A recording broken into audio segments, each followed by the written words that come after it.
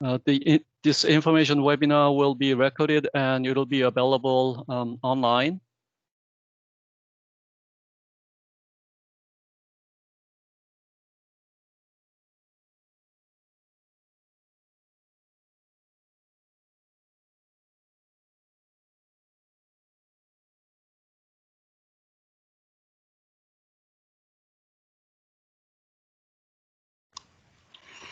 Hi, JB. We already have some great questions in the chat. I know.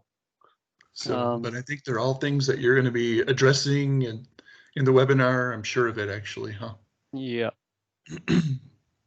Well, actually, the application deadline for fall semester is May 1st. That's a regular application deadline. So that is the fall semester. It is May 1st. And while our staff members will be able to answer some of these questions in chat window.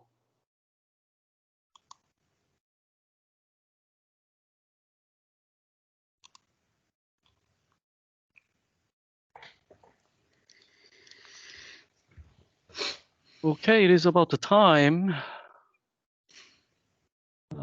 Let's just wait one more minute.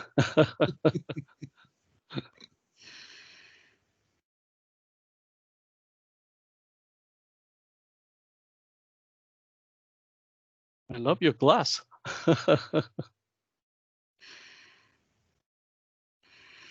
Thank you.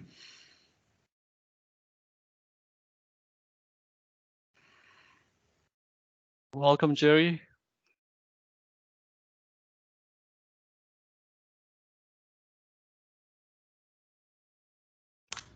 Hello, how's everyone today? Pretty good. Hanging in. We are waiting for the result. Razor Dean.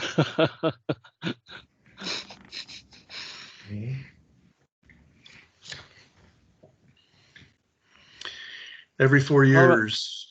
Right. Oh, go ahead. I was going to say, every 4 years we're told that it means that the outcome of an election means such a huge amount, and I'm just not convinced that it really does.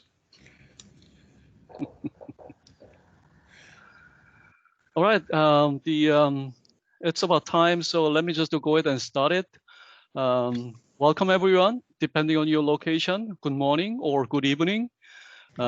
This is the graduate program information webinar for UTD Electrical and Computer Engineering.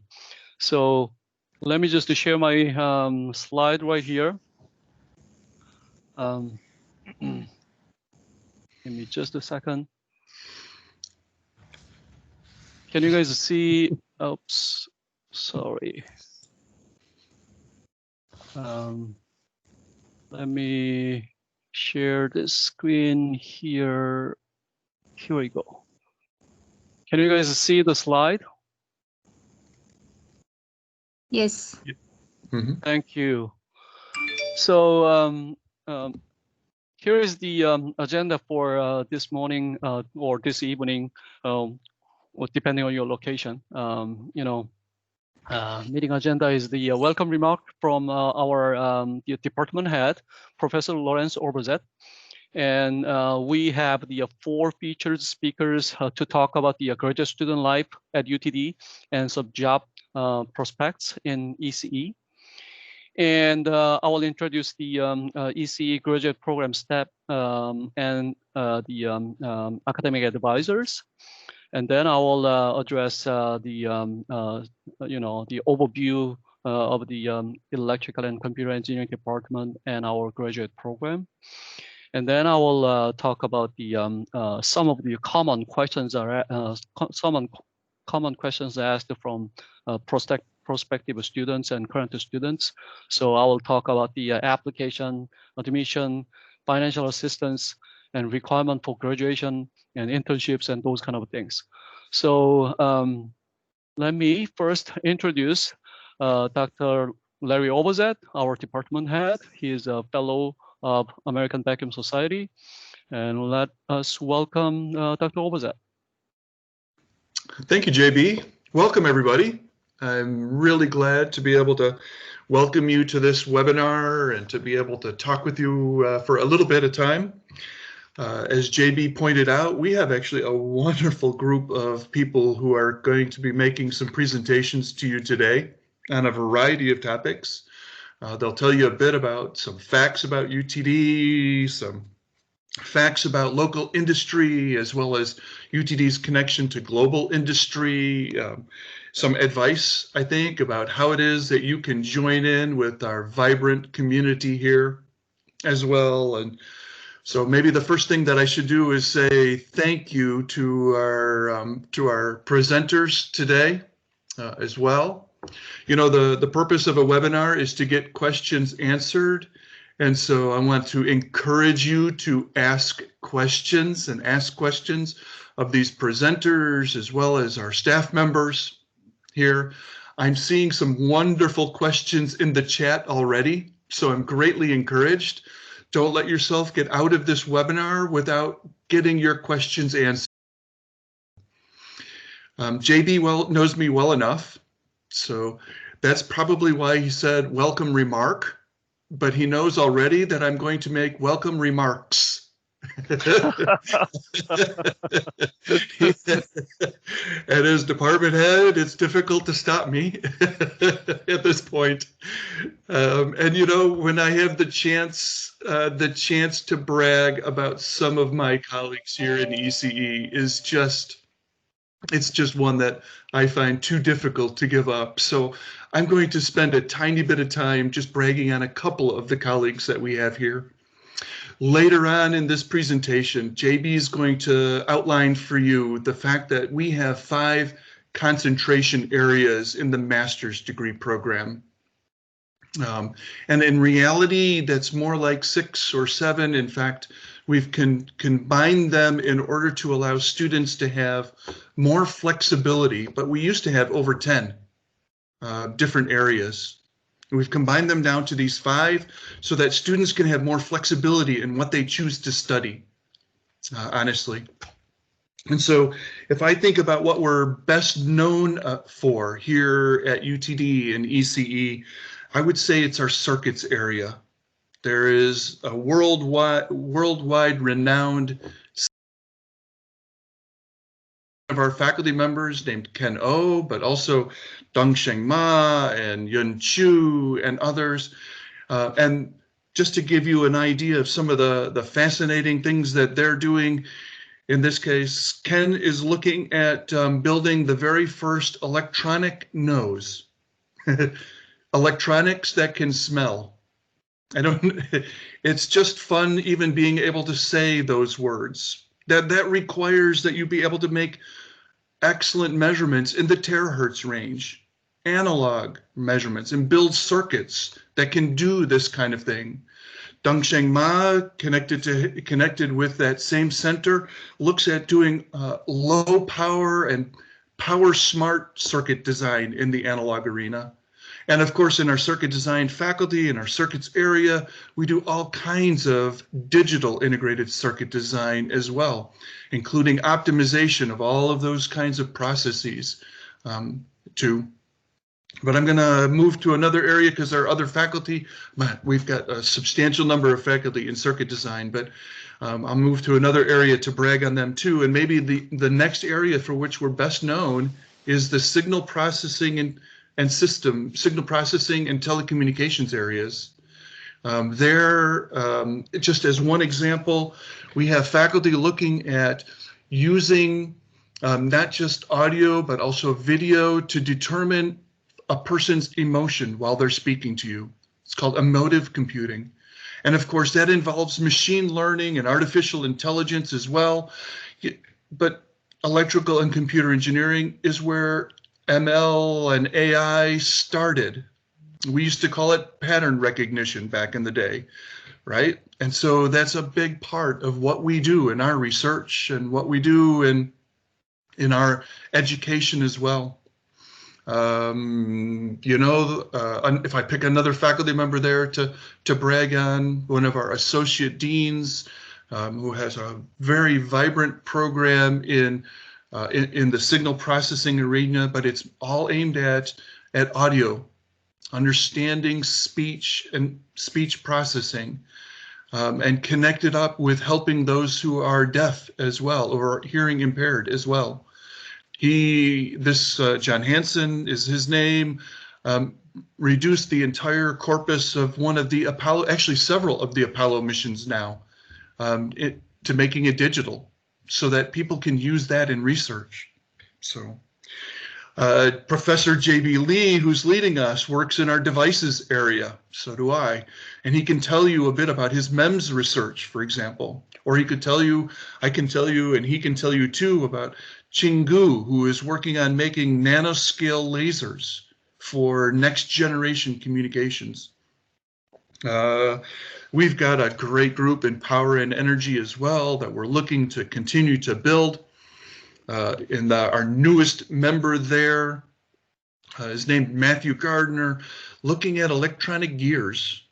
And another faculty member named Bilal Aiken uses machine learning to determine when it is that electrical machines are functioning well, but may need to start being looked at some preemptive repairs so that those machines, in fact, can be repaired before a catastrophic failure, but as close to it as possible so that the companies involved, right, can save as much as possible. You don't want to send people up to the top of a windmill, of a wind energy device if you don't have to, right? So you want to be smart about that.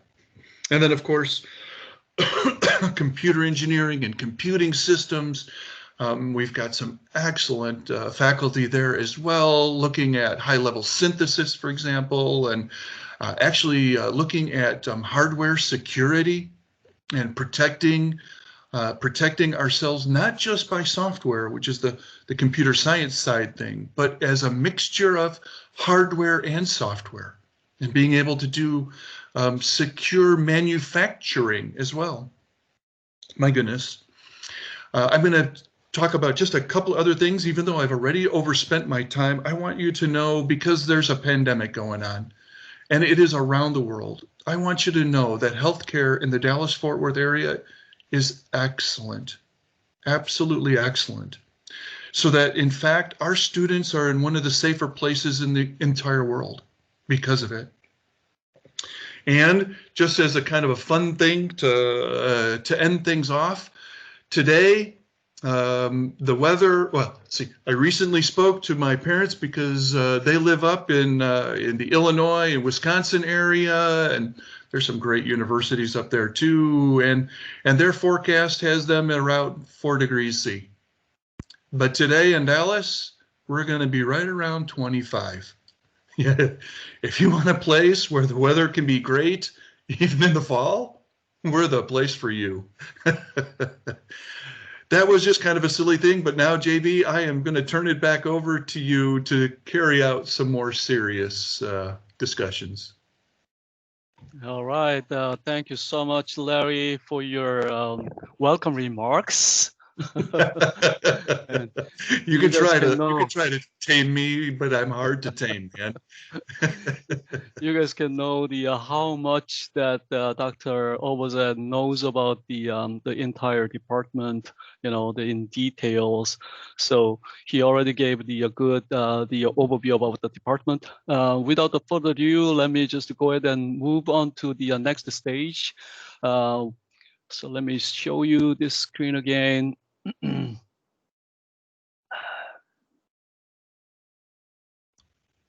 So we have the featured speakers for today. And so first, the speaker is Dr. Colin Jibati, Senior Technical Program Manager at the Lam Research. So he's joining from, the Bay Area in California early in the morning. So thank you, Dr. Colin Jibati. So he is an alumni of UTD. And the second, the speaker will be Dr. Venkat Subramanian, Director of IP Development and Senior Member Technical Staff at Texas Instruments. He's also the UTD alum. And third speaker will be Mr. Satwik Dota. He's the Vice President of the Graduate Student Assembly, and he is currently a PhD candidate in our PhD program. And last but not least at all, Mr. Jerry Alexander is Assistant Dean for Student Development for the Johnson School. And he will talk about the Johnson School Career Services and internships and those kind of things.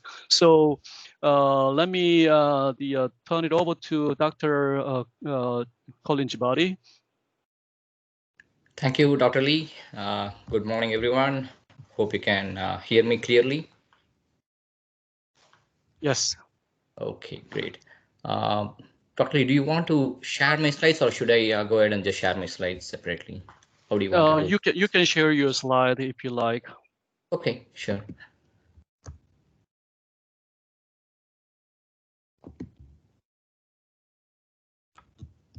Okay, let me know if you can see the screen. Yes.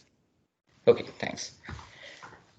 Morning again. I'm really excited to be part of this webinar. I consider it as a great opportunity, and also my to talk about my favorite topic, which is UT Dallas, where I spent like quite a few years, most of the important years of my career. So let me introduce about myself first, and then I will talk a bit about what is the great value in doing a graduate degree. So I did my bachelor's in India, and I came to UT Dallas in 2001 to continue my master's and PhD. So all of these were in electrical engineering, and my major was in microelectronics. So coming to UTD was probably one of the best decisions I made at that point, because there were quite a few options out there. And one of the major reasons I chose UTD was because I've heard about it from a lot of my seniors in my undergrad school, and also because of the location of Dallas. It was always called as a technology corridor at that point when I joined. And like Professor Obazet mentioned now, there are a lot more industries that have sprung up now there, and also the healthcare is one of the other top industry there. So considering all this, so it was a great experience. When I look back, I would say like that's probably the most formative years of my career during my studies there. And the main reason is because I was exposed to world-class facilities there, and also had opportunity to cross paths with world-class faculties like Professor Overzed and Professor Lee, we just spoke before. I got an opportunity to work with both of them and also learn under both of them. So the other thing I would say, one great thing about doing my master's there in UT Dallas was there were a lot of opportunities to even fund my education. Like there were quite a few teaching and research assistant opportunities available there. And as you might hear later in this talk about other fellowships and a lot of different such funding scenarios, it really was very helpful for me to take care of the finances at that point. But that was not the only thing that was helpful about it. So when I was doing my teaching assistant for really brilliant undergrad students, I actually learned a lot about new courses as well, and I could appreciate the brilliant minds that UTD was already admitting for doing their undergraduate studies. And so that was really eye-opening to me, like how much higher standards the students have when they already come to UTD at that point. And when I was doing my research under Dr. J.B. Lee, it was a very great experience because UTD has a lot of world-class facilities for doing research. And that is one of the main reasons I chose the university as well. You could see a small picture here. Let me take my laser pointer. I have an image of the UTD's world-class clean room. I used to call this as my second home when I was doing my graduate studies. I spent most of my time here. It was really great to have such facilities because by the time I came to the industry, I was really well versed in a lot of the semiconductor fabrication technologies. That's because I got such exposure in a world-class state-of-the-art clean room that was available at UTD at that point. So that is, and this is just one image. I'm sure when I came back to UTD like few years ago, like probably I think 2014 or sometime, I went back again, and I was really stunned to see the expansion in the campus and all the new buildings that came up.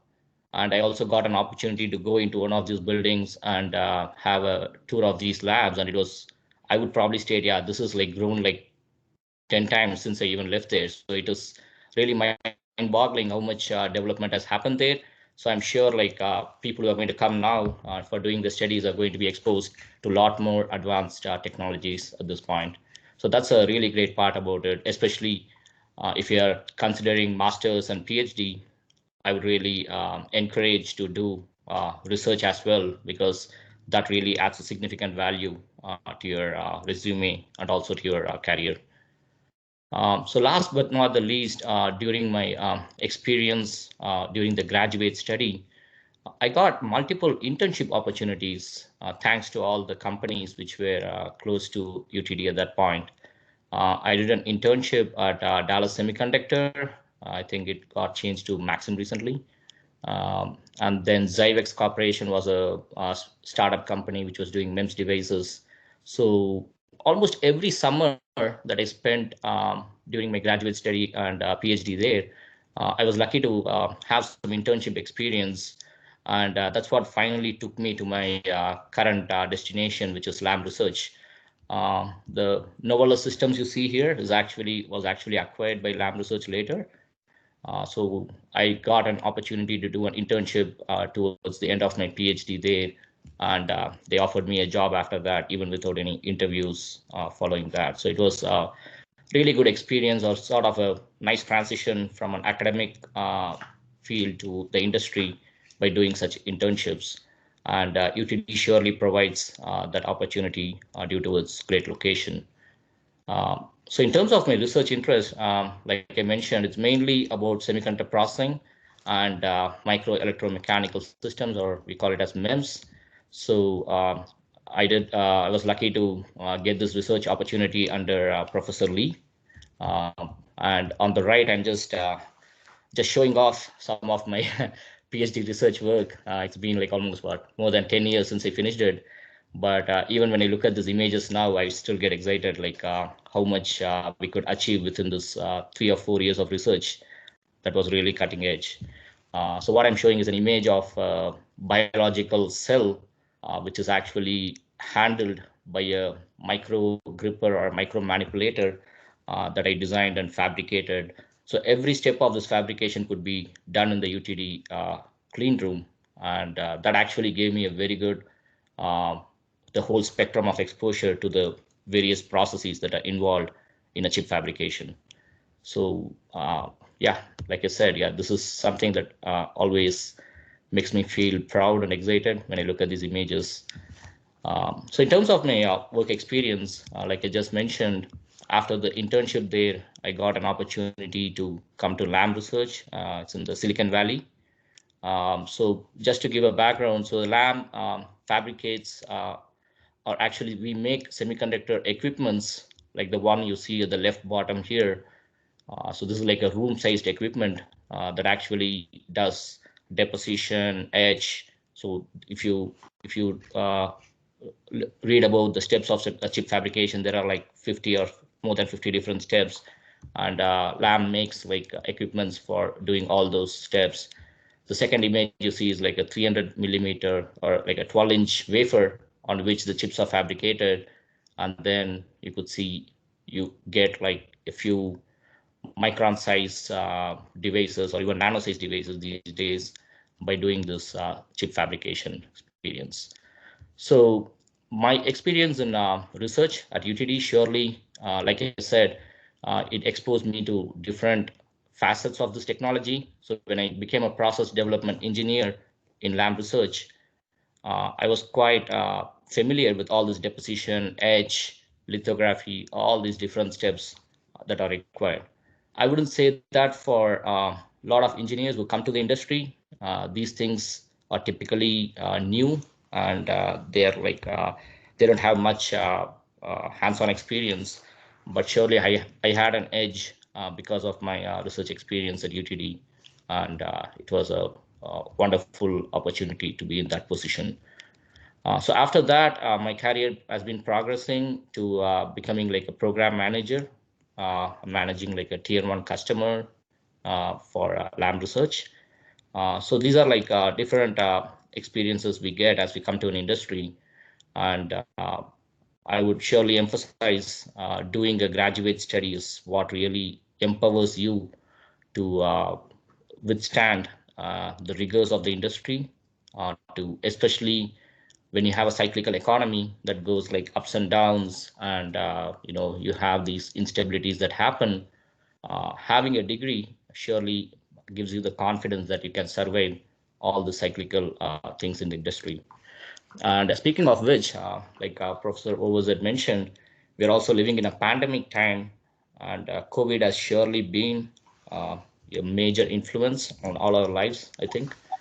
But being in Silicon Valley, what I realized was this is still really bustling with so much energy about the electronics and computer engineering, because during this pandemic, there's been a great emphasis on working from home, remote access to multiple things, even sales, for example, and everything has become cloud-based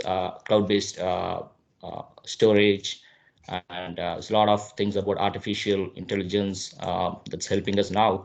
So Silicon Valley is like in the forefront of this, and contrary to what I feared about when this pandemic started, uh, being an electrical or electronics and a computer engineer actually puts you in the forefront of this digital transformation that is currently happening. If you read some articles, the Microsoft CEO was mentioning like 2 years worth of digital transformation happened in just 2 months during this pandemic. Like they say, like the necessity is the mother of invention. So it's surely the necessity that pushed it. And what I realized was being a electronics engineer in this industry puts you in the forefront with a great responsibility to make this all happen. And it also gives me more like a stability in my career and also my financial security to sustain through these tough times, so I could go forward in my career even during these tough times. So if you go to the second slide, I just want to give an overview of what could be the benefits of doing a graduate study or getting a graduate degree. So of course, like I said, it would surely qualify you for more jobs. It opens up like so many options. Not to say like the bachelor's degree is not going to get you one, but this really gives a wider spectrum of options for you to do. And it also makes you well-rounded, because those years that you spend in the graduate school, especially from experience in UTD, it's not just about learning academics. You're going to come across different opportunities to do projects or internships, thesis, dissertation, like that. And all those actually really make you well-rounded. And the more seminars or conferences that you attend, the opportunities you get to present in front of others. So those are all like excellent skills that you can develop during a graduate degree. And it also hones you to think more critically, because now you become more technically savvy and you're more empowered to do that. So that really sticks to you forever. Such a skill is very, very important to survive in this industry in the long term. And it also keeps you competitive for future job market, because like I mentioned here, there's one thing called yearn. So you have this yearning to learn more, to keep yourself updated, so you never get obsolete. So you could really keep up with the future market as well, because it's constantly evolving. So things are changing. The software you learned 5 years ago gets obsolete really fast. So you could survive such changes, drastic changes, by having this tendency to learn more. And getting a graduate degree surely prepares you for that. And that's really one major reason I would encourage anyone to go for it and try to get a graduate degree after your undergrad. So the last thing I just put in a different color, because ultimately that matters a lot of us. So from a 2015 Georgetown University study, there was extensive study that was done comparing the salaries for undergrad and graduate degree holders. And there was a significant change or increase in salary. The number they mention here is about $17,000 per year when you have a graduate degree. So that really speaks for itself, the value it adds for the positions you can get once you have a graduate degree. I don't know if I ran over in my time. Sorry if I did. But I just want to close with this remark. So I would really encourage all of you who are attending this webinar to take your next step to earn, learn, and earn more with a graduate degree at a world-class facility like UTD. That would really take you to the next level in your career and personal growth. Thanks for listening to me, and thanks again for this great opportunity to talk about UTD in this forum.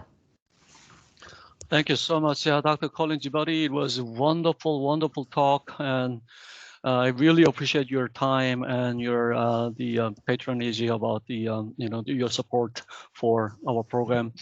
And as an alumni, you need to do that.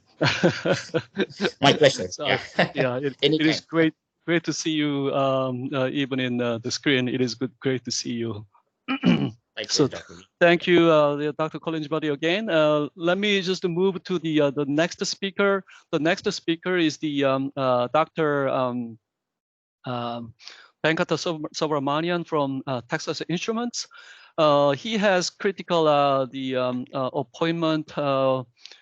He cannot miss, so the he sent us this recorded video. So let me turn this recorded video on for you.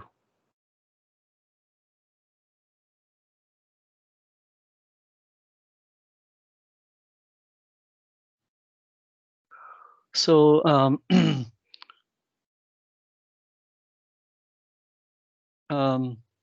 Dr. Lama Venkata Subramanian got his bachelor's degree in India, NIT Trichy in 2001.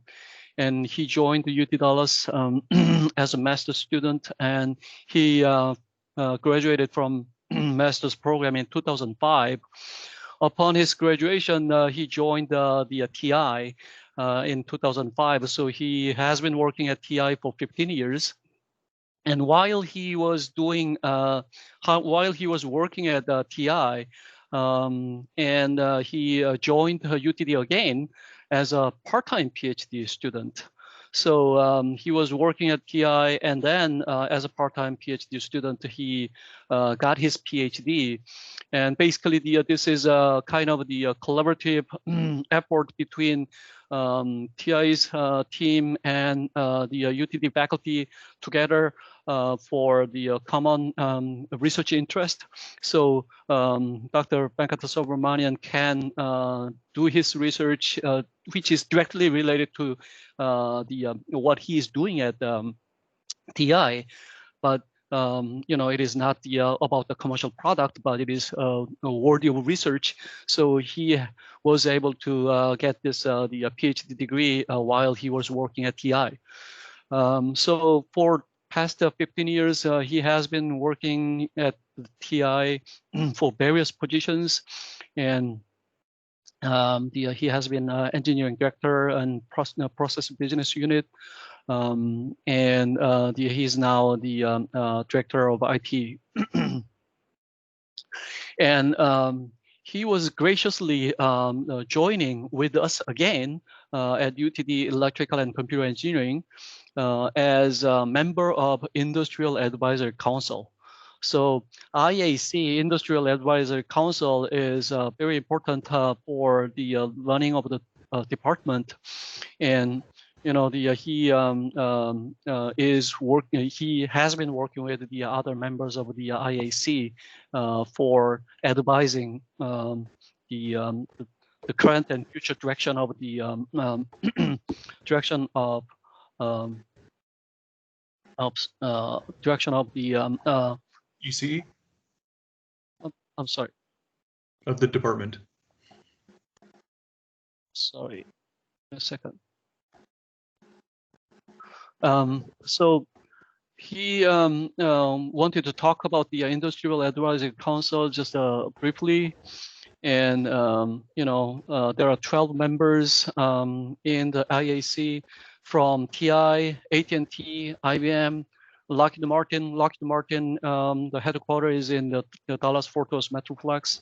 Member from Raytheon and Sandbean, and they meet twice a year, and and then they review courses, and they give advice about the curriculum and future curriculums, how we need to incorporate the technology need from the industry and things like that. And they also give the advice on hiring and those kind of things. So IAC have 3 subcommittees. I'm not going to go over all the details, but subcommittees on undergraduate studies, and subcommittee on graduate students and faculty, and subcommittee on department administration. So IAC is closely work with the department to give advice from industrial perspective, and then the future direction. And the next slide, he was talking about the Dallas-Fort Worth Metroplex. The overall job prospects in this region. There are many technology companies because it is one of the technology hubs of the nation, and so that attracts the strong talent. And engagement with research universities in an important component from the industry. So Dallas-Fort Worth Metroplex is an established metroplex with a strong job growth potential and growing number of companies. So IT services, this is IT services hub, oil and gas industry headquarters. As Larry mentioned, there are many bio companies, a lot of the diverse the technology spectrum here in Dallas-Fort Worth Metroplex. And we used to call the Dallas area as the telecom corridor, because there are so many telecom headquarters here for United States. For AT&T, Ericsson, Nokia, all have the headquarters right here in DFW Metroplex, just about within 10 minutes from the campus. And we have the several semiconductor companies. TI's main headquarters is here. The fabrication facilities here, and Dallas Semiconductor, which is now called Maxim, is here. Corvo is also here. So there are a bunch of the headquarters here in Dallas-Fort Worth Metroplex. And I think that's what he has, everything he has. So yeah, let me move on for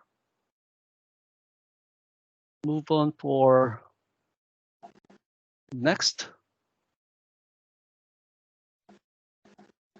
So next, so Satwik Dota joined UT Dallas as a master student in 2008 fall semester, and he defended his master's thesis in spring 2020. So in 2 years, he finished his master's degree with thesis. And then fall 2020, he joined continued his study as the PhD candidate in child speech processing under Dr. So one of the very well-known the researcher in the speech processing. So Larry mentioned about the Apollo, the mission, and he is involved in there. So he was about to talking about the financial aid. So Johnson School graduate scholarships. Satwik received this Johnson School graduate scholarship in the first year of the master's student, and then second year he received the Pathways to Research Scholarship, and then from fall 2020 as a PhD candidate, he started to get the research assistantship. So his research in the field of the speech processing. So he is working at Center for Robust Speech Systems and Collier Center for Communication Disorders. UTD has this wonderful clinical center called Collier Center.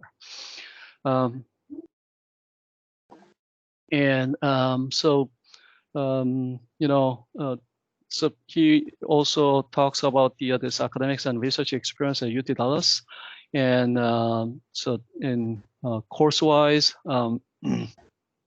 so he was talking about you need to find the suitable courses. So you must talk to academic advisor for course selection, and course resources are provided by professors, and you need to engage in interactions and discussions in your course. And then, meeting with the professors in office hours is very important. And of course, because of pandemic, this is currently virtual, but it does not limit your access to the professors. So you can use office hours when you take the classes. And in master's thesis, so he has done this master's thesis option with photo master's degree with this Johnson School Graduate Scholarship and Pathways to Research Scholarship, and so also the Master's Research Fellowship Program. So he was one of the recipients of all this the fellowships through his master's degree, and then he is now working as an RA. But most PhD students in the department they get PA or RA. And also they are also eligible to apply for the other fellowships that I'm going to talk about a little bit later. So if you want to continue on the PhD, then this is option master's degree is the right direction. So you definitely need to maintain the good GPA 3.5 or higher to continue on the PhD. And a strong letter of recommendation is needed, and you need to write the good research statement of purpose, the essay, and with a PhD you will have the peer-reviewed publication.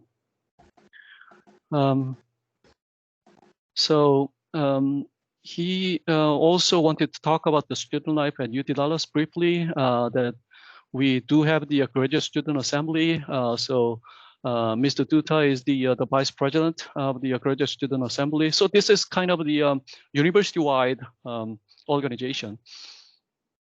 So through this organization, you can make your voice heard.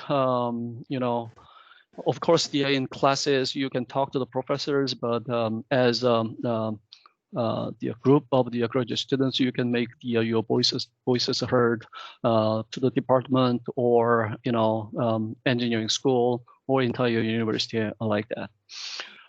So the GSA, the Graduate Student Assembly, do provide several resources to improve the mental health and the emotional health. Also representation of graduate students on school-wide committees, so they all get together and work together as a group.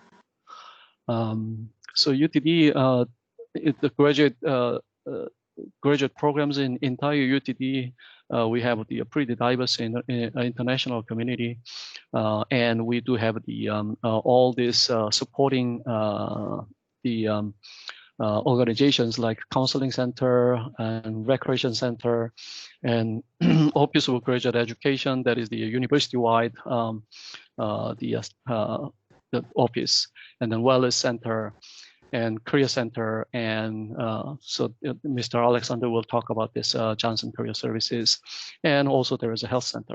Okay, so that's I'm sorry about this the hiccup about I cannot provide this the recorded video, and hopefully I can I conveyed the all this message by two speakers.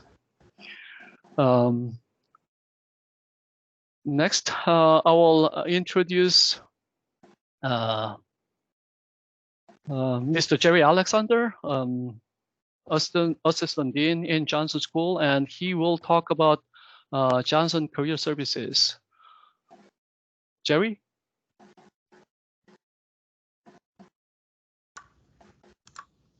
Hello, everyone. I'm so glad you're able to join us today. I would like to talk to you about the Johnson School Career Services Office.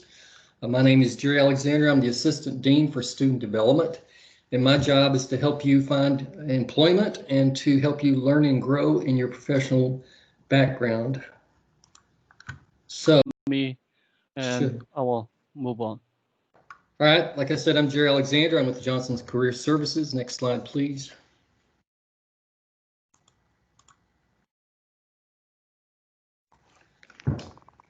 Well, I have a staff of 5 people. We work together to make sure you are prepared for internships and entry-level job opportunities. We provide support to you in many ways. We encourage participations in activities that promote the development of skills and relationships that are beneficial. Next slide, please. We offer career development workshops. In these workshops, what we do is we help you start thinking about the future. One of the things I'll hope you keep in mind is that employers hire outstanding students, and that's what we want you to do, is become an outstanding student, which means you have the skills employers are looking for, and our faculty do a great job at preparing you for your academic career. My job is to help you develop the skills and experiences that make you look like an outstanding candidate. When I talk to employers, they talk about what an outstanding employee is and what kind of candidate they're looking for. And the things they often mention are the 3 skills that all of them seek. Employers seek students with teamwork, leadership, and communication skills.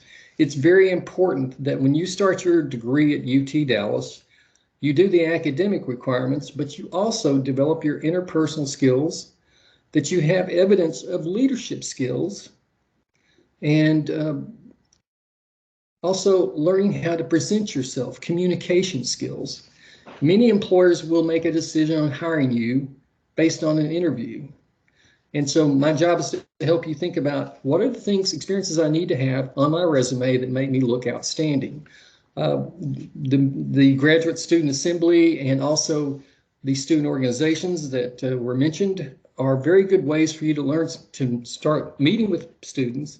When you join a student organization, it helps you develop the skills you'll need. Next slide, please. The 3 main workshops we want you to start working on when you get here is technical resume workshop. What we do there is we help you start to prepare a resume, and we hope you will continue to develop that resume and build on it. We also do interview prep workshops.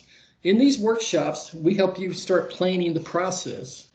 In COVID times, the interview preparation is much more important than in previous time. When you're in an interview, you don't have the same kind of process associated with convincing the employer to hire you because it's virtual. You may not be able to get the feedback. You may not come across strong. So we work with you on trying to help make sure you create a script that helps you tell your stories, and also that you practice that script.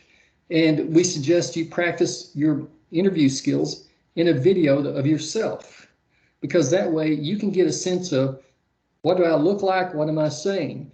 When you go for an interview, that's the place you get a job. All the work we do in preparing resumes and doing skill development is not impactful if you don't have a great interview process. And then job search workshops. We help you think about, how do you connect with employers? One of the ways we do that is we teach you the basics of job search preparation, how to identify employers, how to start connecting with alumni and companies. I have 23,000 students and alumni from UT Dallas connected with me on LinkedIn. When you start school here, excuse me, and you connect with me, you'll be able to see all those connections. And we have engineers all over the country, and many of them would be interested in helping you, I'm sure. Excuse me, next slide, please.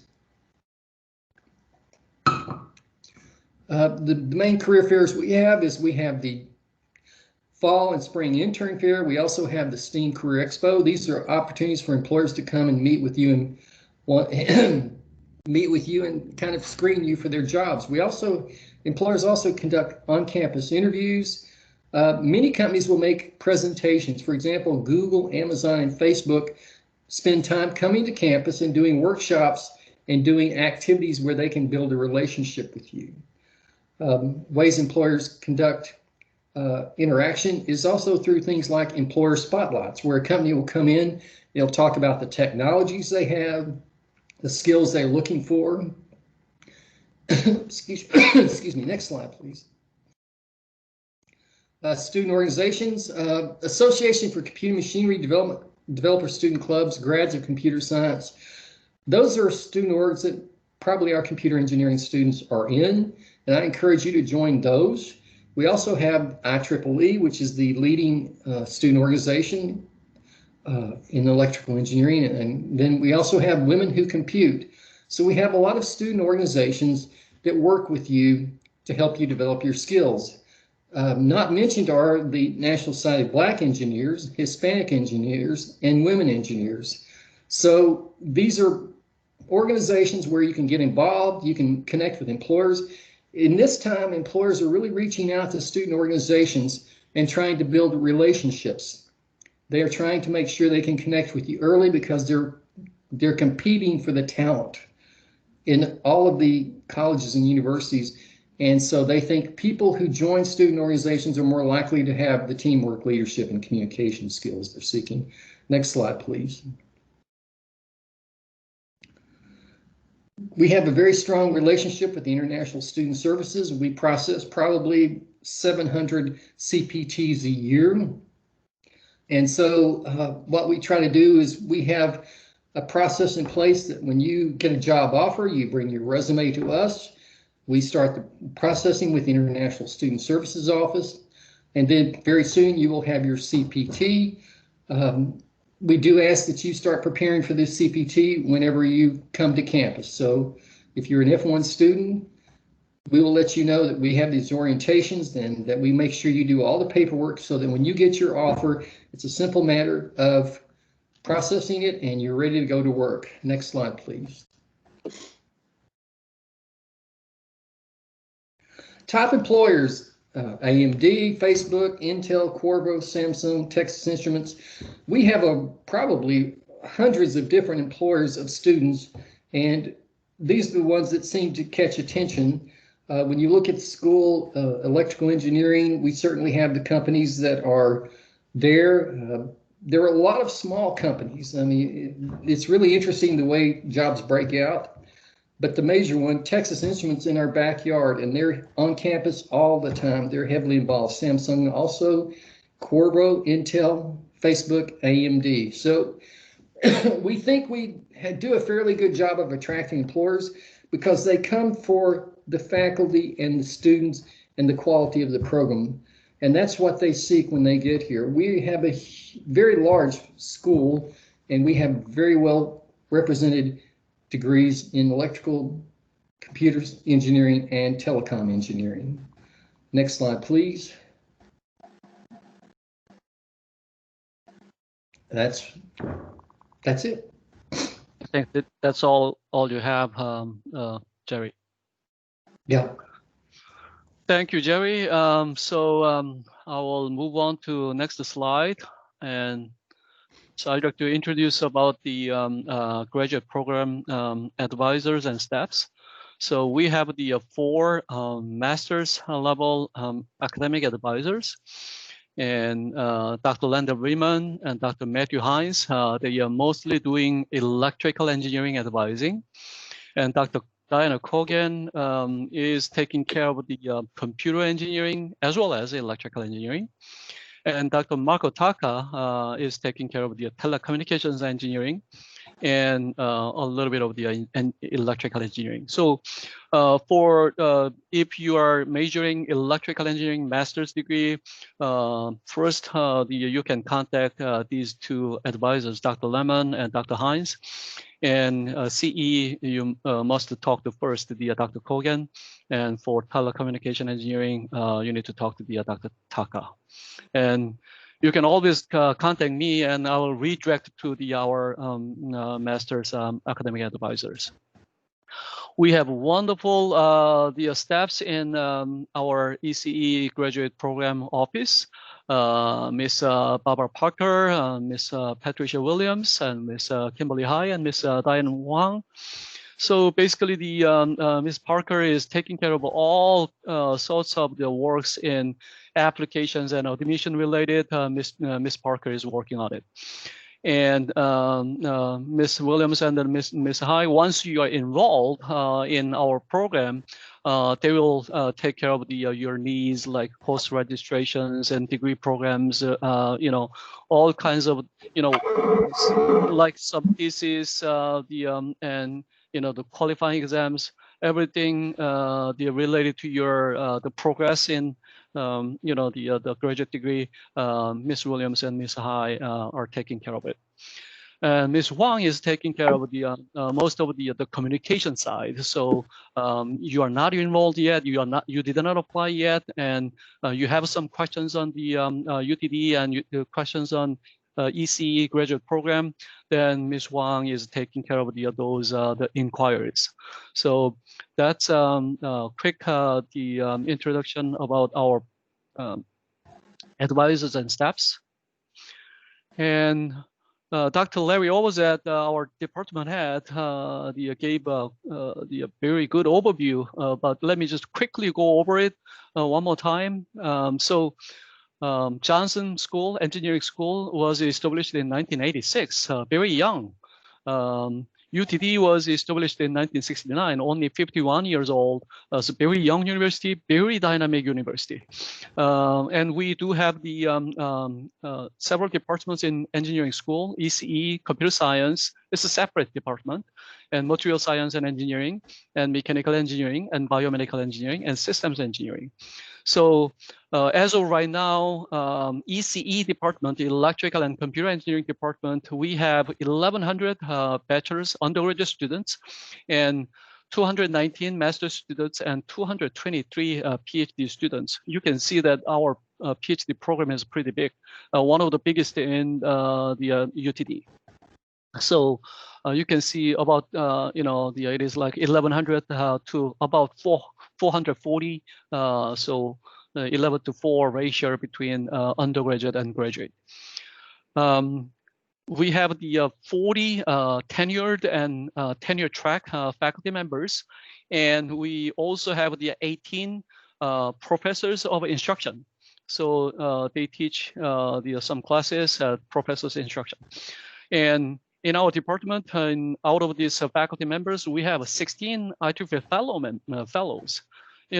This number is surprisingly large number. If you compare to the other schools, you can see that how large this number is. So, you can see, the excellence of our faculty. Annual research expenditures for ECE department is 13.5 million. And the internships from our department in 2018 to 19, it was 156, and 2019 to 20 is 138. This is only for the graduate students. So looking at this number, so 440 students, and then 156 students got internships in 1 year, and 138 students got internship another year. Basically, you have a very good internship opportunity. And, the 138 slightly decreased from last year because it is a COVID pandemic.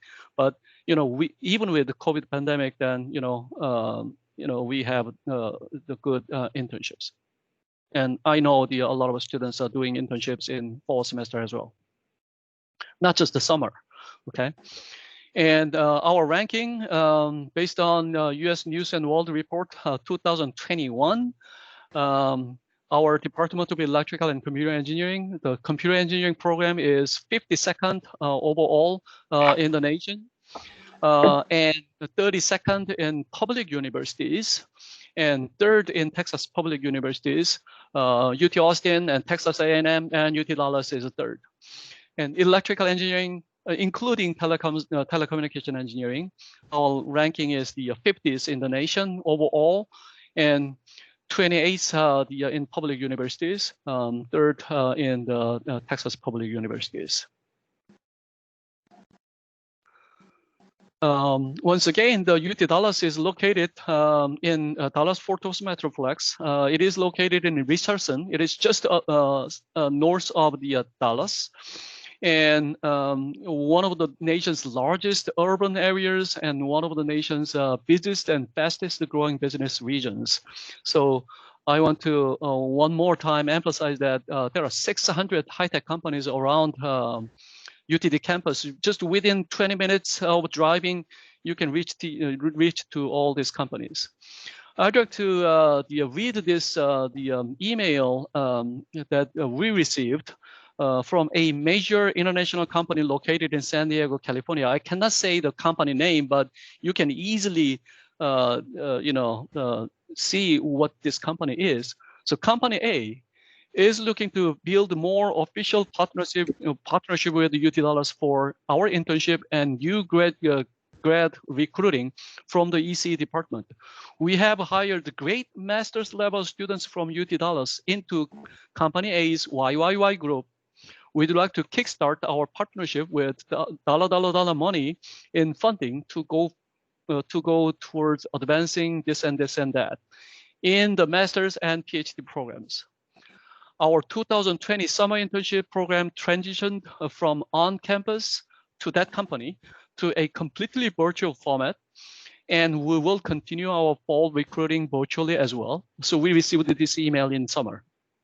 Our hiring for the summer 2021 and new college grad opportunity will remain just as robust as last year, with a target of this number, okay? And we'll be continuing to look for talent from the computer engineering, computer science, and electrical engineering majors. So, I want to just share one of the emails that we received like this. So they put the money in to, just to donate the money to the educate the future generation of the engineers that they can hire. Of course, there is no string attached in those money. I want to also talk about these fellowships like the Templeton Endowed Fellowship. So Mr. Rich Templeton is chairman and CEO of Texas Instruments. And TI also have this Analog Center of Excellence in our department. So TI Analog Excellence Graduate Fellowship is there. And Johnson School also have has this Industrial Advisor Council. So school-wide Industrial Advisor Council, they also donate money to give some fellowship and scholarships. So electrical engineering, computer engineering, and telecommunications engineering. In electrical engineering, there are 5 concentrations: circuits concentration, computing systems concentration, devices, power electronics and energy systems, and signals and systems. And for master's degree, MSEE, Masters in Electrical Engineering, the required semester credit hour is 33 semester credit hours. If you take the 3 classes, each class is typically the 3 semester credit hours, so it is 9 semester credit hours per semester. Then, in 4 semesters, then you can take the 12 courses, that is, 36 semester credit hours. So you can graduate within 2 years time frame. Of course, if you take more than 3, then you can graduate in a year and a half, something like that as well. Out of 33, MSEE always have the 9 semester credit hours as core courses. You must take these core courses, and then 18 concentration electives, and then 6 school-wide electives. So let me just quickly go over this each concentration. Circuits concentration, we have a pretty big circuits concentration, and they are talking about the design and analysis of advanced electronic circuits, application and theory of modern electronic devices, circuits and systems in the digital, analog, and RF and microwave regime, and core design principles around the design, digital, analog, and RF circuits. And core courses in circuits, BSI design, analog IC design, RF and microwave circuits. And here are, the typical companies they hire all graduates. In devices area, we work on semiconductor device modeling, plasma science and technology, and CNT, carbon nanotube, MEMS devices, nanoelectronic devices, biosensors, nanophotonic devices, and packaging technologies, and those kind of things. And we have the 3 core courses: fields and waves, quantum physical electronics, photonics devices and integration. And these companies they hire our graduates from device concentration. In power electronics and energy systems, we talk about the transportation, electrification, the smart electric vehicles and things like that, and distributed power generation, energy storage, management and harvesting, and power electronics motors and drives. And they have the core courses: power electronics, general theory of electronic machines, control, modeling, and simulation in power electronics. In signals and systems, they also have the 9 semester hour required core courses, and probability, random variables, and statistics is one. And you need to choose 2 out of 3 here: linear systems, digital communication systems, and DSP1. And signals and systems have 2 main thrusters. The first thrust is communications, and second thrust is signal processing. So the communication, of course, include wireless communication and communication networks and information theory. And signal processing thrust includes speech processing, image processing, and machine learning, and those kind of things. In the computing systems, they have the 3 core courses: advanced digital logic, computer architecture, microprocessor systems. And in computer engineering, that is close to computer systems in EE, computer engineering has the 2 concentrations. So embedded systems concentration and computer systems concentration. And unlike the EE, the electrical engineering, CE, computer engineering, requires 4 core courses. And it is different from one concentration to the other. Okay, so in embedded systems concentration, you need to take the microprocessor and embedded systems, computer architecture, design and analysis of reconfigurable computing systems, apply the DSP as core courses. You must take these core courses for CE embedded systems concentration. For computer systems concentration, computer architecture, BSI design, and design and analysis of computer algorithms, and advanced operating systems are core courses. In telecommunications engineering, it is slightly different from EE and CE, that they have 5 core courses. Of course, the requirement for graduation is all same: 33 semester credit hours, 11 courses. But core courses, it is required, and you must take it. And so 15 semester credit hours in TE. And I don't want to read all this, the course titles. You need to take these 5 core courses, and then there are electives that you can choose from, in the same concentration, or in same TE program, or EE or CE, something like that. I want to move to the next stage, that is the commonly asked questions. So before I move on, let me just answer quickly in chat window. There are many the questions here, and some of our STEM members are answering some of your questions. But if your question is not answered, I will take care of it. I will look at it and I will respond it. So you know, don't feel lost or something. Don't disappoint. You know, it is not answered in live format.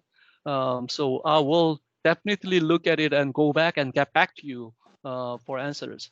So I cannot answer all questions in live format, but I want to ensure you that your question will be answered.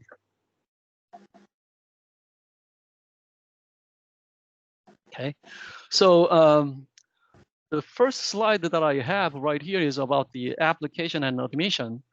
Many questions that we receive is GRE waived? Is TOEFL waived because of the COVID-19 pandemic?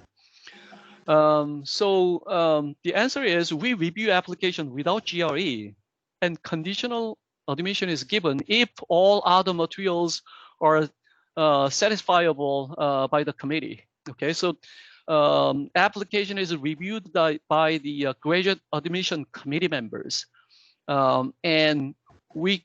So once the collectively several faculty members get together and they read your application materials and they decide admission for master's and PhD. So if you don't submit the GRE, conditional admission is given if every other the materials is good. The condition is that you must submit GRE scores by the end of the first semester of enrollment. So you can enroll without GRE, but by the end of the first semester, you must submit GRE scores. Otherwise, you cannot enroll in the second semester. That there is a hold and you cannot move on. All right. And if you are interested in scholarships and fellowships and things like that, without GRE scores, there is no chance because it is competitive and everybody is submitting good scores. Try to submit with good scores, and it is hard to compete with the other students. So you can get admission without GRE, but you must submit it soon. And I want to let you know that the GRE at home is available. So if you have the reliable internet connection, then you can take GRE at any time through this GRE at home. For TOEFL or any English proficiency test, basically it is not controlled by the department. It is the university-wide policy, and the Office of Admission look at this, and it is university policy that temporarily we accept Duolingo English test results for tests taken between February 1 and December 31st in 2020 as an alternative to TOEFL. If you cannot take TOEFL because of the COVID pandemic and test center is closed and things like that, then yeah, we do understand that, and we accept the Duolingo English test as an alternative. Another question that we receive often is that application fee and about the incomplete materials and deferment. All these things you need to contact Office of Admission and Enrollment instead of the department. So the common question is, can I get application fee waiver? And from because of this reason or that reason, the department does not have any authority to waive the fee. So if you have good legitimate reason to ask the application fee waiver, you need to talk to Office of Admission, and they may give the waiver. It is not in the department. And once you get admission and you want to defer because of COVID pandemic and other issues, can I defer to spring 2022, fall 2021? You need to, you can, contact with us, but all this document process is all done in Office of Admission. Okay, so you need to contact Office of Admission about the deferment. And if you have the alerts or missing items on and hold something like that in your application packages, then you need to again contact the Office of Admission rather than our department. some the prospective students applicants just email us continually that I got 2 letter of recommendation. I cannot get the third letter of recommendation, and can I apply now? And I applied it, and third letter is not turned in yet. All this should be addressed to the Office of Admission rather than the department, because we don't receive the package once it is not complete. And another question that we often receive is I was admitted to EE. Can I change it to CE? I was admitted to computer science. Can I change it to CE? Or I was admitted to CE, and can I change it to EE computing systems concentration rather? The answer is EE and CE and PE, of course, are different programs. So in Texas, higher education coordinating board, it is different program. So a new application is needed. So it is not just by filling the form and then I thought it is what I wanted, but I want to move on to EE rather than CE or CE rather than EE, something like that. It cannot be done. Okay, so it must be the new application is needed.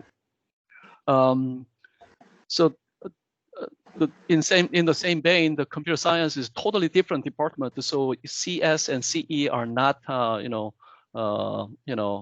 interchangeable at all, and new application is needed. Another question that we often receive is, I got admission for spring 2021, and when should I arrive? There is no clear answer for this, but orientation is mandatory for any semester, for any incoming student, international, domestic, don't matter. Orientation is mandatory for new students. And spring 2001 orientation is scheduled on January 7th, 2021. And first day of class of the spring 2021 is January 19th, okay? And the orientation will be online because of the COVID pandemic. And this will be applying to the same again, fall 2021 or spring 2022. Orientation is mandatory, and usually that orientation takes place 2 weeks prior to the beginning of the semester, 3 weeks prior to beginning of the semester, and as soon as the COVID pandemic is over, then and it is safe to get together, then it will be, of course, it will be the in-person, not online. But as of right now, it is all online. And I hope that fall 2021 orientation is in-person rather than online. So when should I arrive? You must arrive, if it is in-person orientation, definitely you need to schedule it to arrive well before orientation because of jet lag or other things, and you need to settle down the Dallas and area like this. So you need to look at this orientation schedule, not the first day of the semester schedule. Another question that we receive a few times is, I'll be starting in spring 2021. And I have a faculty sponsor, and the faculty is want me to start working on it remotely. And RA or TA, remote work, can I get an RA and TA support, and can I stay in my home country, not in the United States? No, that is not allowed. It is not the department policy.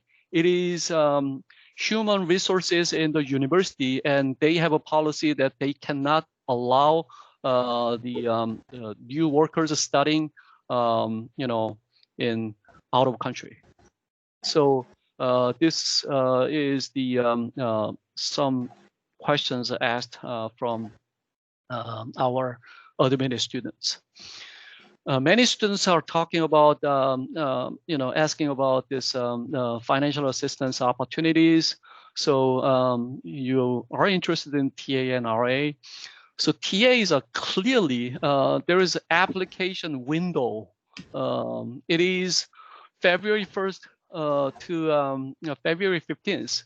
For 15 days, you need to check, this the link right here. I put a lot of links in this slide set. So please keep it for your reference. And you can go directly to the website, and there is a link for this TA application. So if you're interested in TA, then you can apply in this application window. That link is, of course, it is not active right now, and it will be active when time comes. And once you are appointed as TA, it is yearly basis, the appointment. So fall semester and spring semester, you're appointed as a TA. As always, TA is competitive, and priority is given to PhD students, and faculty support is crucial. So some students may think that for other schools, they operate slightly differently, but UTD Electrical and Computer Engineering, faculty sponsor is support is crucial even for TA.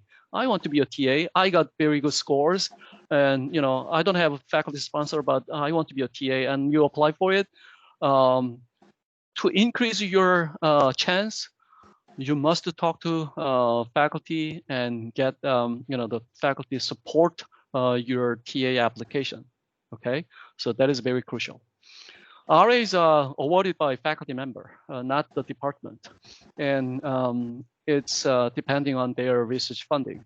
Okay, so for RA, you don't need to talk to the graduate office. You need to contact each and every single the faculty. So some of the faculty that you have the your research interest matches to that of the faculty, then contact the faculty, and of course you need to make your case, and to the get the faculty support, and don't disappoint. You just knock one door and the faculty doesn't respond to you. Don't give up. You need to knock the doors for several faculties and try to make your case. Okay, and the effort is needed. All right.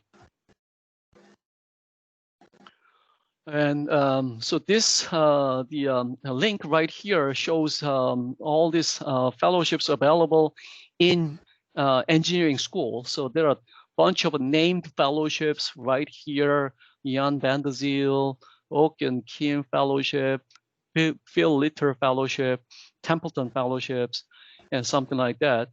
And here is a Betty and Gifford Johnson Travel Funds. If you join us and do your research, and you want to publish, you want to present in conference, and this Betty and Gifford Johnson Travel Funds will be helpful to support your travel. Of course, the faculty sponsor has the travel money, but this travel funds also be helpful. So if you joined in the beginning of this the webinar, you know that Mr. Dutta got the Pathways to Research Scholarship. This is the scholarship dedicated for master's thesis option that who are interested in moving to the PhD. And Johnson School, $1,000 graduate scholarships are there. This is open to anybody. So masters, thesis, without thesis, don't matter. So it gives the $1,000 scholarship to you. The importance of $1,000 scholarship is not about just $1,000. In Texas law, if you receive more than $1,000 scholarship per year, you are entitled to you're eligible for in-state tuition. So rather than paying out-of-state tuition, you can pay in-state tuition once you receive this $1,000 graduate scholarships. So that is the catch of this $1,000 scholarship. So usually multiple numbers of the $1,000 scholarship is given each year. I don't know, I cannot say the exact number, but it is available. Once again, it is competitive, and if you go to this $1,000 graduate scholarship and you want to apply for it, you need to be competitive. And every scholarships and fellowships, when you fill out the form, there are GRE scores. If you don't have GRE scores, the chance is very low. So, that's basically the why you need, even though it is not required for admission, to increase your chance of getting scholarships and things like that. It is better to have the GRE scores.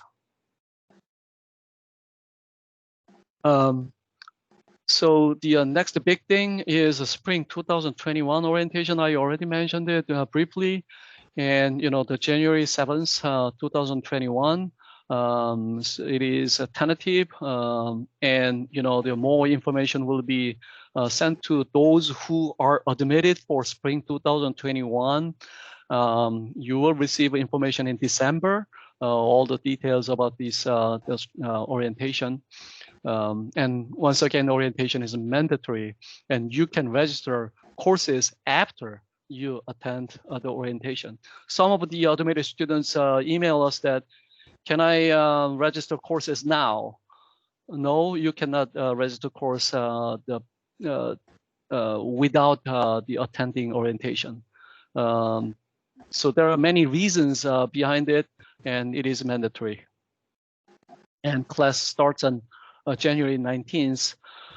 And so if you come to UTD and you need to register courses, so in the first semester, if you join, for example, you join with us spring 2021, then you must attend the orientation on January 7th. That is online, and class starts on January 19th. But you must register courses by January 14th. So the window is just like a 1 week window after taking orientation and the course registration. And in between these 2 days, you need to meet with academic advisors and get your course registration form signed by academic advisor. And then the form would be sent to our office, the graduate office, and the staff members, our wonderful staff members, will take care of your course registration, and you will receive email acknowledgement about course registration. So once again, here are academic advisors. This same thing applies to fall 2021 or spring 2022 or whenever, okay? The reason why it must be registered by January 14th for spring 2021 is this is the last day before any the penalty. So if you register courses after this day, before the class starts, or even 1 week within the first week of the semester, you can register courses, but there is additional the fee. I would believe it is like $100 or something like that. There's an additional fees there. So I want to keep an eye on all this. All this information will be sent to you if you are admitted in specific this semester. But the PhD students, you need to find your own research advisor. So you need to knock the door and send the email to the faculty of research interest, and you need to get your own advisor.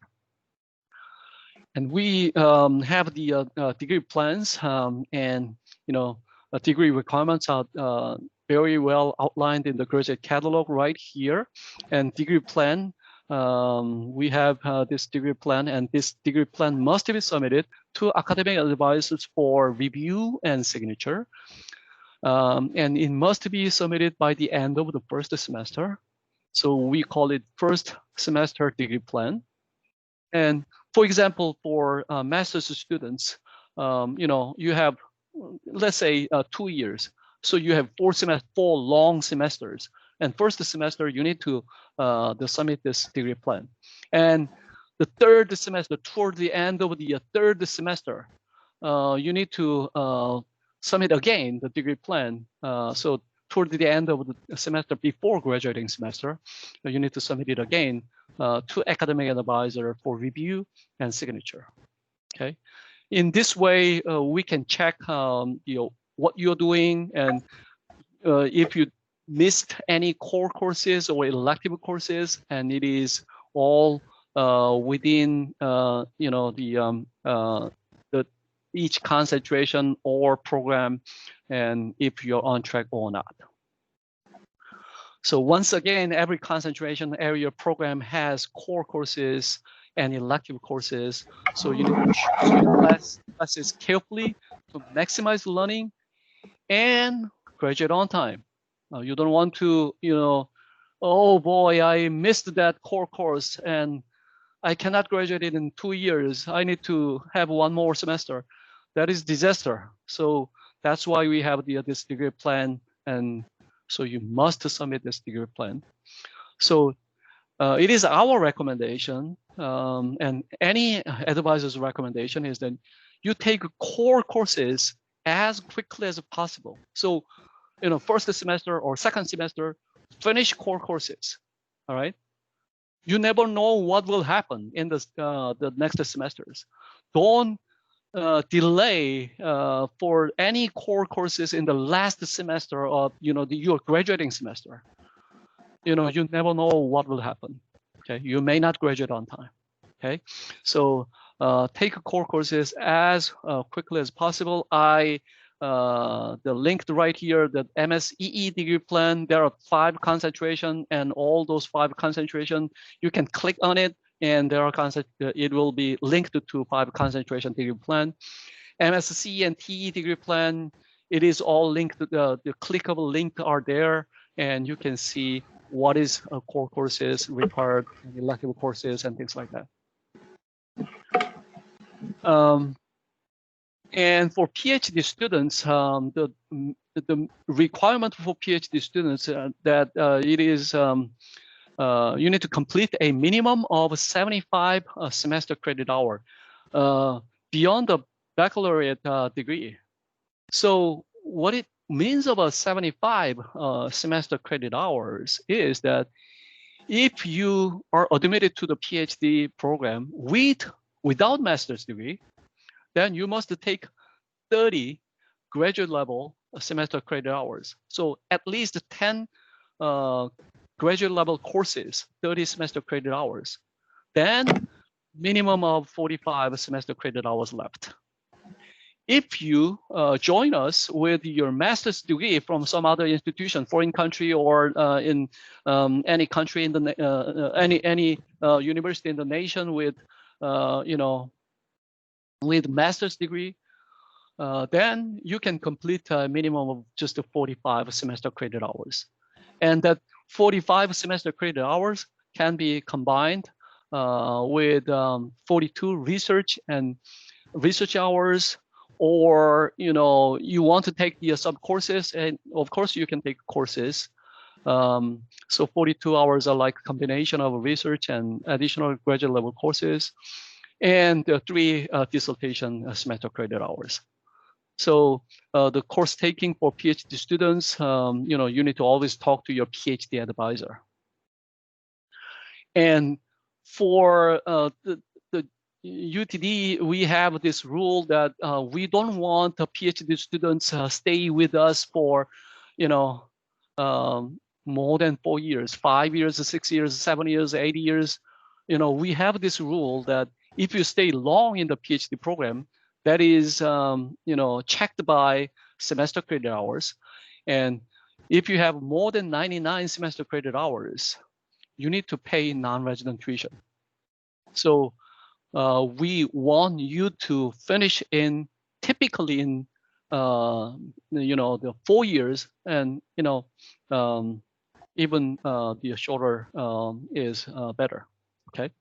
But if you stay more than 4 years, you will easily hit 99 semester credit hours, and you need to pay non-resident tuition. PhD students, tuition is waived if you are supported for as an RA or TA. So you don't pay tuition, and all of a sudden, oh, I did not graduate in 4 years. Then you need to work with your PhD advisor to graduate on time, and you don't to face this kind of the surprise. For PhD students, you need to pass a two-part qualifying exam. The part one is background knowledge about just the 2 courses that you are taking. Part 2 is the research capability testing. It is public presentation by you, and the students with a master's degree must pass within 3 long semesters. Long semester means spring semester or fall semester. So in year and a half, you need to pass qualifying exam. And students without master's degree, we do accept the few percentage of the PhD students without master's degree directly from bachelor's to PhD program. If they are so excellent, then those students must pass qualifying exam within 4 long semesters. That is the 2 years. And of course, the PhD students, you need to pass proposal and then the complete dissertation with public oral defense. So before I wrap this up, I'd like to give this information that in UTD we have the International Students Office, and International Student Office has their own version of the student orientation for any international students. So you can click this link and then you can find the international student orientation. You can also watch recorded videos for fall 2020 the semester, and there are a bunch of the recorded videos available in YouTube, so you can watch this. And I want your attention for any students from China or India. There are this upcoming the orientation from the Friendship Association of the Chinese Students and Culture orientation. That is November 11th, 8:30 a.m. That is next Wednesday. And at the same time, November 11th, Wednesday, 8:30 a.m., Indian Student Association also has the orientation. So if you are interested in, you can find this out in International Student Office, the website, and or questions, then you can just direct your questions to International Student Office, and maybe you can have the some more direct questions with your the specific questions for for this student association.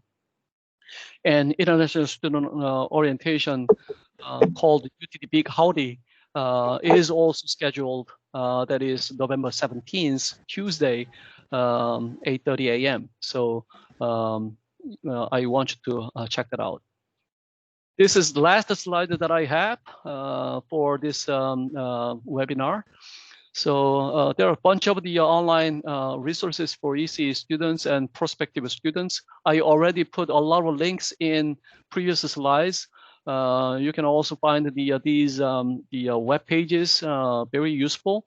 So this is all related to ECE graduate programs, and you can find the graduate catalogs here. And this is the graduate student forms, and whatever forms that you need, it will be there in the web page, and you can find those forms, and also some university-wide forms. You can find it here, and if you have the some more if you want to see more information about internships, and here is the some information about the internships in the website. And that's basically all I have for this the webinar. I'm sorry that it is delayed just about, it is extended to 15 more minutes. I'm sorry about that. I hope this the webinar was very useful for you. And once again, if you write the questions in the chat window and it is not answered, don't disappoint. I will definitely look at this chat window and I will directly contact you, or one of our wonderful the graduate office staffs will contact you and address your questions. I cannot, the answer while I'm presenting it and organizing all this. So I'm sorry about that, but once again, I will definitely get back to you, okay? So if you need help for our ECE graduate program, always remember this email address, easy to remember, ecegradprogram@ut.edu. And, the email will be addressed and answered timely, okay? So that's basically all I have. I see that Satwik Dota, actually he was doing his PhD the qualifying exam this morning, so he was not able to join live. So Satwik, can you give just the brief comment from you? I went over your slide. Thank you so much, Dr. Lee. So sorry, I just completed my qualified exam and I just passed it. So yeah, I'm so excited. So welcome, and I think Dr. Lee has all of us, like all the presenters, have just made an awesome presentation to give you as much as information as possible from the department, and kind of use these resources and try to explore all the websites that we have given you, read more about the programs available in the department, and also read more about, you can see the website has all the information, read more about all the resources that you will get at UTD. So I hope any questions, you can always reach out to the program on, if you have any questions related to housing or anything else, you can always reach out to me. I'll be happy to, help you out with those responses, or maybe connect you with the student organizations who might help you with those housing or other amenities, which you might not, which are not basically academic or course-based questions. So thanks for joining us today, and any questions, I'm here. So yeah, there you go. Thank you so much, Satwik. Before we adjourn this meeting, can I ask everybody to turn the video on so that I can take a screenshot of all your